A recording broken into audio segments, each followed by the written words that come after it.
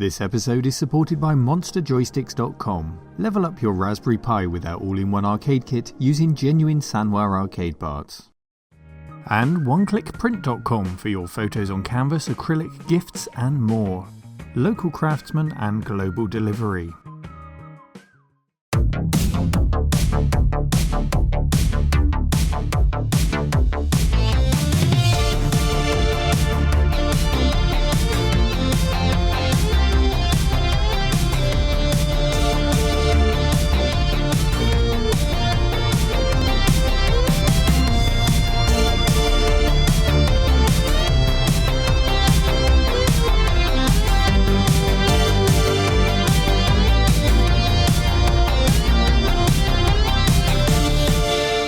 Hello cave dwellers and welcome to my cave.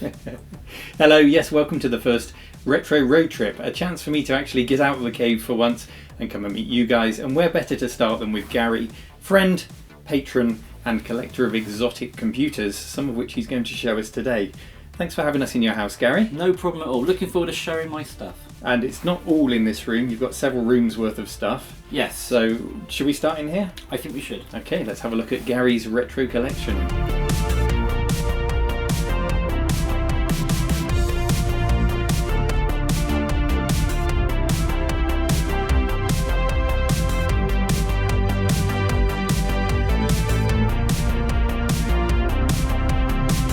I was recently on Neil's channel, RMC, with my Sharp, so I thought why not start here? And this is my collection of Sharp games. So out of all my games currently, my favourite ones right now are without a doubt Street Fighter 2. Oh, very, very good on the system. And also Parodius, which is here. Okay, so all these games here, these are budget re-releases, so they're all kind of like on the same sort of like design, but they were a bit cheaper to buy in the shops, and I like these because they actually look very good on the shelf. This is a very good game. I've been playing this quite a bit. Unfortunately, it's in Japanese, but it's not so bad. But it's a really good like multi-screen beat 'em up. River City Ransom. Yeah, River City Ransom. Salamander, that's very good on this system. Okay, so these are all applications, apart from some of these ones over here. But what I'm going to do is I'm going to show you. This is a game, which is by Wolf Team, and the box is very impressive. But the actual game, I'm going to probably have to learn Japanese for. But it looks like a very good kind of RPG. But I wanted to show you this one because this really interests me because it's a big sprite editor application. But it lets you also create tile maps and actually create the basics of a game within the package, which would be good fun for someone.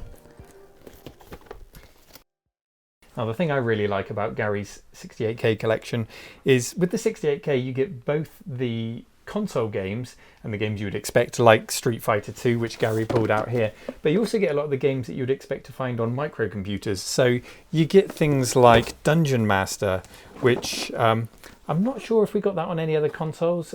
It was very popular, so maybe we did, but it's really nicely packaged. It's got huge manuals. In fact, this has even got a book included in it, a little novella. So I really like the fact that you get the best of both worlds, as well as those development tools and those programming language. It's really is an interesting computer.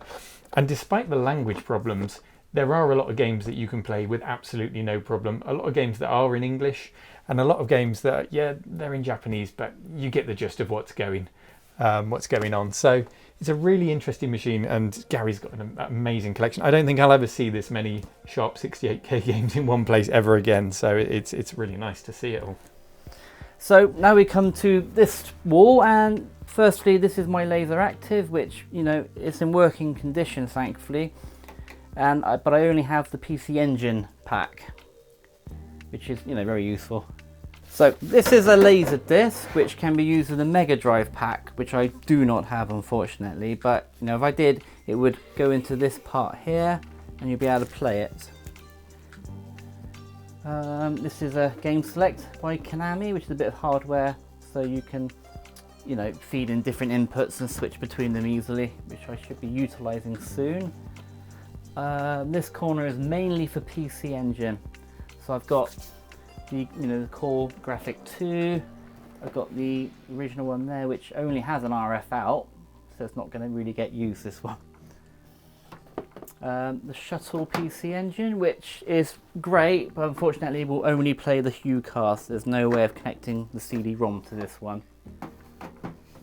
And this, I'm actually not sure about at the moment. I haven't tried it, so I'm not sure what this is about. This is the CD-ROM system. So basically, that basically comes with this part of it, and you can plug in one of these. To play the CD-ROM games, you actually need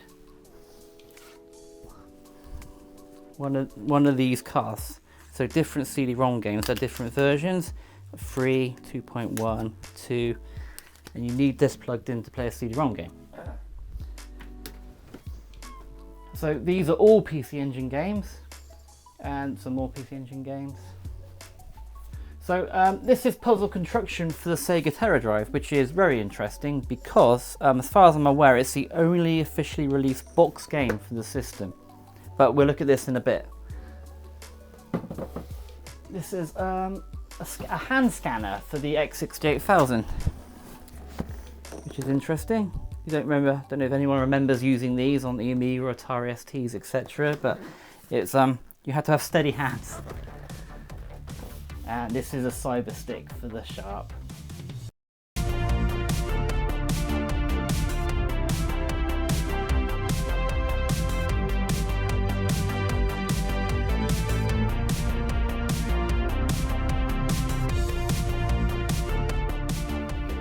Okay, I've got some systems here, which is the ones I'm currently messing around with. So I've got the Sega Saturn, I've got the Sega SC3000, which personally I just love the look of. It's just nice. I have the Mega Drive and the Mega CD, always good to have. This is a funny thing, it's another Sharp. I seem to have been into my Sharps at the moment, which is an MZ700 personal computer. This is quite an interesting one. You could get it, or you can get it, with a bit here, which is like a little printer. There's like little reels of paper go on it and it prints out, which is fun.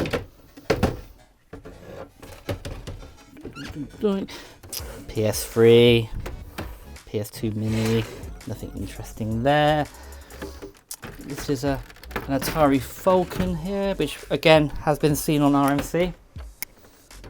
And under here we have a normal STE. This has been upgraded to a Meg. So this is everything here, apart from my main cabinet and a load of board games, but that's for another day. And here's another one I recognise, it's 1943. And if we just take a look inside, you can see, some of you will know this, some of you may not. They come on these little cards, unless you've got the CD-ROM running, which Gary showed us earlier. But you get these little cards. And as well as all of these boxed games, well, let me show you what else Gary's got hidden down here.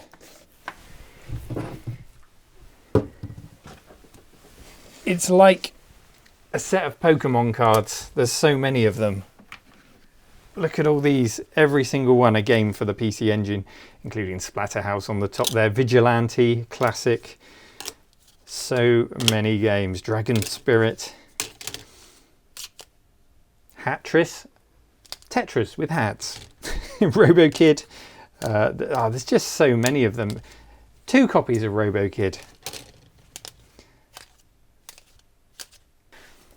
What the hell is this, Gary? It's some kind of Japanese... I really can't show you the screenshots on the back. It's very explicit. Use your imagination. These ladies' clothes don't stay on for long, judging by the screenshots. One of Gary's special games.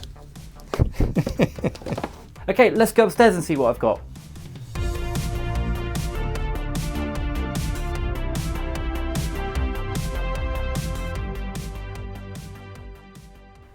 Okay, let's go.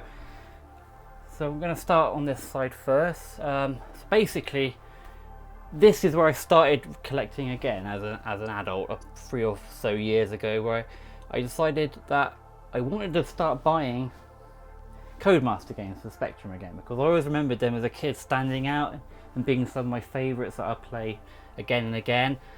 So I went and bought all the ones I could, thinking it would be really easy to get a whole set, and boy was I wrong. So I've got to the point now where I have them all, apart from two, unfortunately, which is the last one they did, I released, I believe, which is the wrestling one, Wrestling Superstars, and also DJ Puff. And they seem really, really rare. Okay, so you might be interested in these. These are for the Sega 8-bit computer, which we saw downstairs earlier. So the boxes are different to the Master System, which you'll be used to.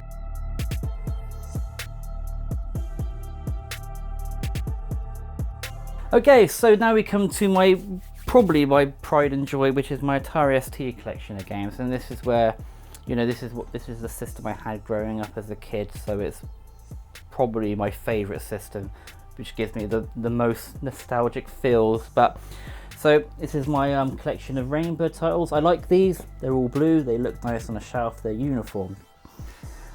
This is my collection of FTL games: Sundog, Dungeon Master, and Chaos Strikes Back, and Sierra collection.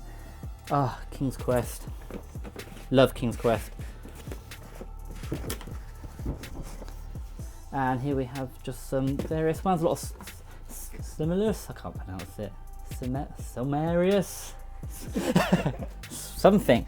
They're good games. They, at the time, graphically, they were very good compared to a lot of other stuff, and Ishard, very good Dungeon Master type game. Okay, this is my collection of Cygnus Atari St games. These just always look fantastic on a shelf. They're so uniformed and just full of goodness. So this is my favourite one because it was hard to get hold of. I actually have two of these, but I bought them both incomplete. So I actually bought it again to get all the missing parts. But this is the one I had as a kid growing up, and also it's a different one because it's a Cygnus release rather than the typical Mirrorsoft one, which it was in the past. So they're hard to find. Doesn't come up often on eBay. This is my modest, humble Jaguar collection. I have the Jaguar CD and it does work, thankfully. Again, this was seen on RMC Live. So you'll notice here that I actually do, you know, have a few sealed ones. I've got a couple of sealed Jaguar CD games, normal kart games, and some of you may or may not know that on RMC Live when we did the Atari one, we actually ripped a load of these open. And to be honest with you, I don't collect for money reasons. I collect because of nostalgia, because I love it and I want to play it, and it's tangible. You have it, you can hold it in your hand. You know, the opening it, unsealing it, if it loses money, so be it. I'd rather play it. Okay, so this is more Atari St box games I have. I'm going to bring your attention to these Domark ones. I absolutely love these cases. They're just really nice. I don't know what it is about them. They're just very, very nice. Good game. I mean, you know, personally, I don't think the Atari St gets enough love on YouTube. I mean, there's way more people covering, you know, Amiga content, which is fair enough. The Amiga, fantastic games machine, but it's like, where's the Atari St love? Come on. Come on. This, some of you may or may not remember. This one I had as a kid, and I always remember reading and loving this. It's just like, I don't know if it's suitable for Dill's channel, but it's so stupid. It's like, Doctor, have you got anything for clearing up diarrhea? Why, yes. Well, you better get started then. It's just so stupid. But as a kid, it used to crack me up. So Gary's got some incredible things on his shelves here. I love the Cygnus collection. It's a collection that I'd love to start buying for myself, but I know how expensive they are. One thing I noticed that you're missing from the collection, Gary, is Shadow of the Beast, because that's ridiculously expensive. But I do love the big box ones like Dungeon Master, which Gary showed us. And I love the artwork, the Roger Dean artwork. This you'll be familiar with, very similar to the Shadow of the Beast artwork in that Roger Dean style. The games weren't always amazing. Cygnus sometimes wrongly get a reputation for only releasing incredible games, and that's not the case. They did bring out some naff ones. They always looked amazing, and they still look amazing on the shelves. Out of this lot, I think one that doesn't get a huge amount of love is Armageddon. I spent a lot of time playing that. That was like a simulator where you got to be a helicopter or a tank, or lots of other vehicles in combat. That was a great game. And I will concede, these 3D games probably ran a little bit quicker on the Atari than they did on my Amiga 500. It has slightly faster clocked 68,000 CPU, if I remember rightly. The ZX Spectrum, again, Gary was an Atari man, I was an Amiga man. Gary was a Spectrum man, I was an Amstrad CPC man. So we would have been great rivals in the school playground, but we would have had the same Codemasters games. Some of the ones that stand out for me are BMX Simulator. I played that for hours and hours. When I wasn't riding my BMX, I was playing BMX Simulator. Professional Ski Simulator, I had that. I don't remember playing it a lot. Of course, the Dizzy games.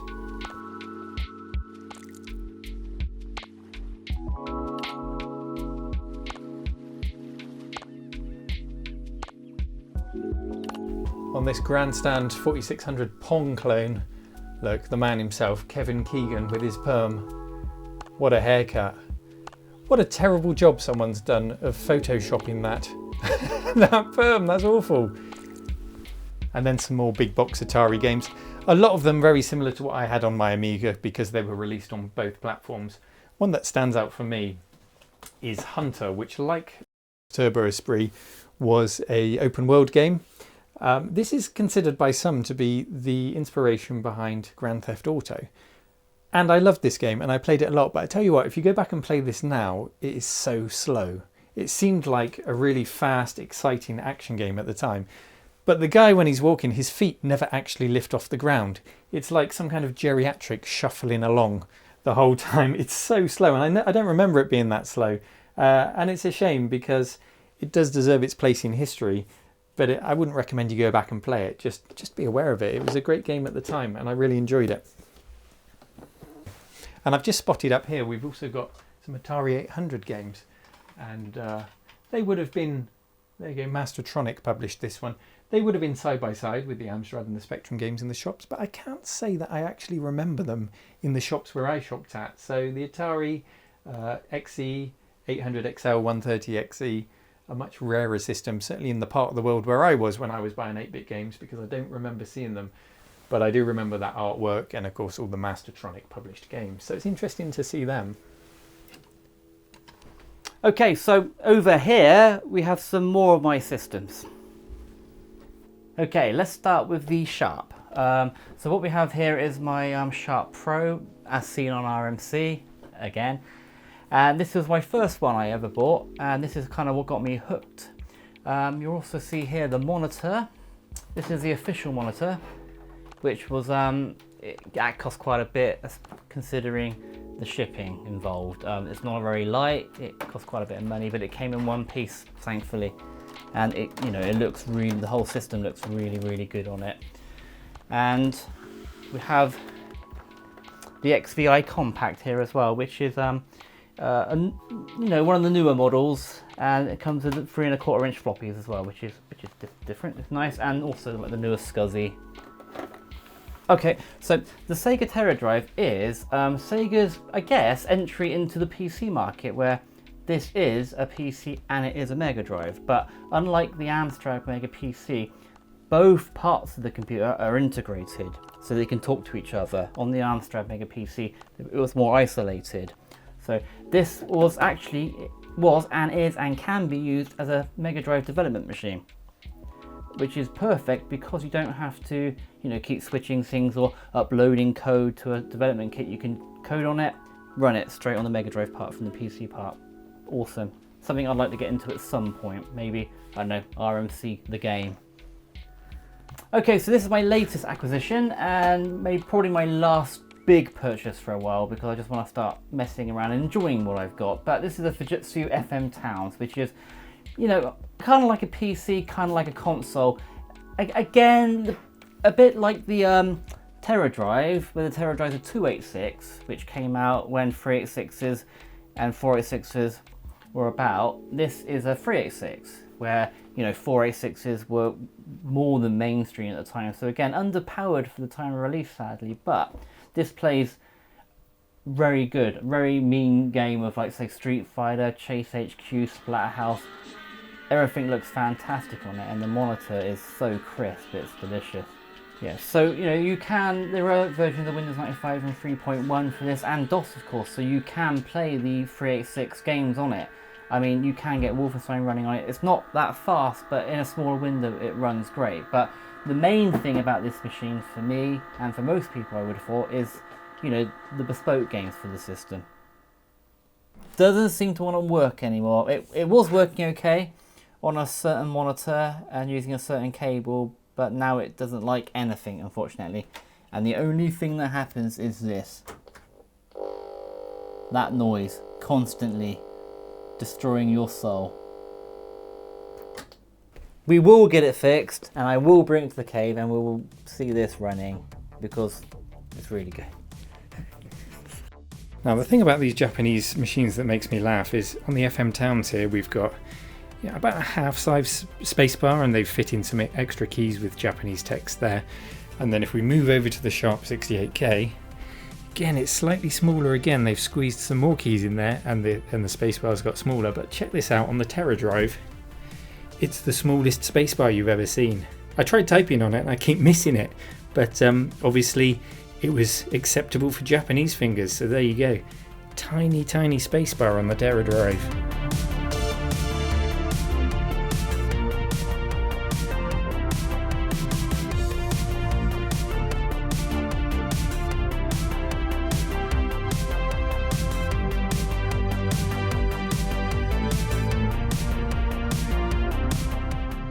The Sharp is definitely one of my favourite computers, and a computer I only recently got into this year. So I've become obsessed, so why not come with me to the garage and have a look. So here we are in my garage, and this is my Sharp obsession. So I originally started with a Pro. You may have seen on Neil's channel a couple of times, and then I just went a bit crazy and started buying loads I could see on Yahoo Japan auctions, and I just kind of got carried away and bought more and more and more in the hope that I can do them up. So we have the Pros, which basically came with a hard drive, or not with a hard drive. Came with 2 megabytes of RAM, I think, by default. And then we have the Ace, so a lot of them were tower units, and again, the main difference was whether or not they came with a hard drive or not, and they came with 1 to 2 mega RAM. The Expert, they came with 2 mega RAM by standard, and again, you could get them in a hard drive or non-hard drive modes, and that's about it really. They're all 10 megahertz apart from the newer ones, which were 10 to 16. The XVI, again, 10 to 16, and other than the compacts, the next ones on were 030. Okay, I've got a few more systems here as well, just stuff that isn't really being used right now, and I really need to give it some love. So we've got an Amiga in the box, best place for it. Really. We've got a BBC, another Atari. That's a Nostalgia Nerd script. Atari Xs. So again, these do need a home somewhere indoors. I just haven't got around to it yet, and I'm not quite sure where. More shelving needed. So Gary, have you got a favourite out of all of these systems? Not particularly, I wouldn't have thought. I mean, I'm very much liking the exotics at the moment. Mm-hmm. So like Sharp X68000, FM Towns, and PC Engine. So I mean, the PC Engine is very new to me. I got quite not lucky I had to pay for it, but I had a massive all-in-one lot. You've got an instant collection. I got an instant collection, yeah. Hundreds. There must be hundreds of games that you have when you include all the loose PC Engine games. So it's going to take you some time to get through that. And will you take the time to play them before you buy your next thing, or do you think you'll get hooked on something else? No, I'm not buying anything else. That's it. Definitely not this year, and I'm hopefully not for the first half of next year. I'm not going to buy anything new. I'll buy the odd game and stuff, and like joysticks and whatever, but I'm not buying any more systems until I've used the ones I have. We have to hold him to this. Gary is not buying any more systems this year. Hang on, there's only a month left. No, and all of the whole half of next year, I'm not going to buy any systems. No, I'm not. No. Well, you've certainly got a lot to keep you busy. Unless someone's got a Sharp X1 to buy, the red one. Complete. Okay, so the 8-bit Sharp. A Sharp. So these are things. This is an interesting question. Yeah. Things that you need. Yeah. So, Yes. Okay.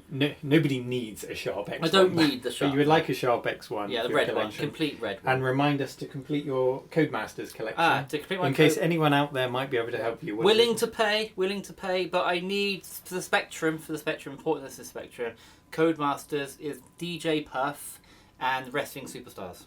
DJ Puff and Wrestling Superstars, published by Codemasters for the ZX Spectrum. Yeah. Again, hopefully we can get that Terra drive fixed and Yeah, show that's you that. really I think that'd be a annoying. really interesting one to look at. Yeah. So, Gary, thank you for being my first retro road trip. Thank you for letting It's me. been a pleasure coming to see you. Good. And look forward to seeing you again. Yeah, absolutely. Take care, mate.